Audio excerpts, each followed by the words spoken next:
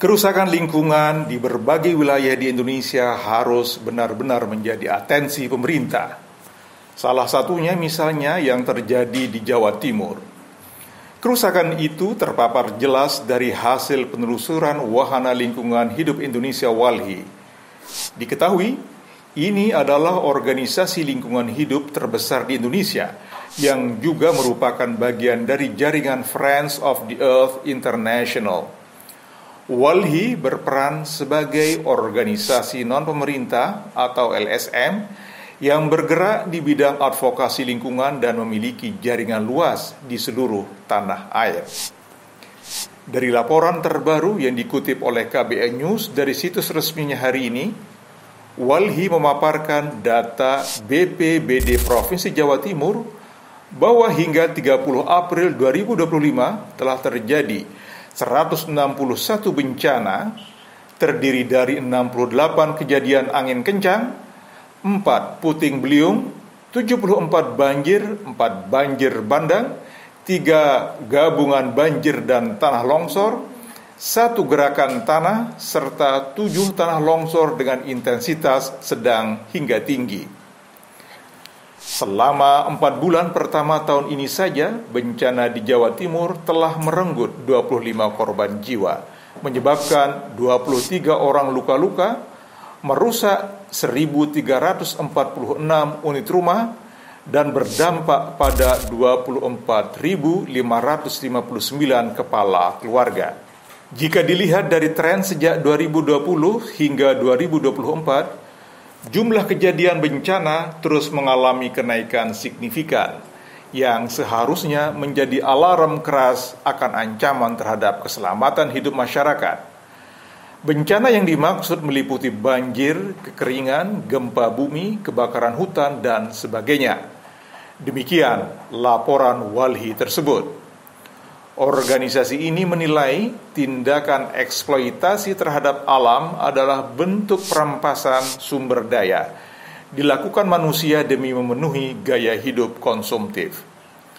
Salah satu contohnya, kata WALHI, adalah perampasan kawasan hutan sebagai ekosistem penyangga kehidupan. Berdasarkan SK Menhut nomor 395/Menhut 2 Romawi _2011, Jawa Timur tercatat memiliki kawasan hutan seluas 1.361.146 hektar terluas di Pulau Jawa. Namun, menurut Global Forest Watch, sepanjang 2023, Jawa Timur kehilangan 189 hektar hutan primer yang setara dengan emisi 125.000 ton CO2. Dalam rentang waktu 2002-2023, total kehilangan hutan primer basah mencapai 10,7 ribu hektar, sekitar 11% dari total kehilangan tutupan pohon di wilayah ini. WALHI juga menyajikan data dari Kementerian Lingkungan Hidup dan Kehutanan (KLHK) melalui Sipongi, yang menyebutkan bahwa hingga September 2024, luas kebakaran hutan dan lahan karhutla di Indonesia mencapai 283.620 hektar. Jawa Timur menempati posisi ketiga dengan luas kebakaran mencapai 18.822 hektar setelah Nusa Tenggara Timur yang berjumlah 93.570 hektar dan Nusa Tenggara Barat yang berjumlah 34.430 hektar. Hilangnya kawasan hutan sebagai penyangga kehidupan tentu membawa konsekuensi besar. Satwa liar kehilangan habitat dan terancam punah, sementara manusia menghadapi bencana yang semakin sering dan mematikan. Salah satu dampak langsung dari kerusakan hutan adalah meningkatnya banjir. Berdasarkan data dari situs Smart PB BPBD Jawa Timur, tercatat 717 kejadian banjir sejak 2024 hingga 2025, yang terdiri dari 496 dalam kategori risiko rendah, 191 sedang, dan 30 tinggi. Demikian laporan tersebut. Masalah banjir, lanjut Walhi, harus dibaca dengan kacamata yang lebih menyeluruh.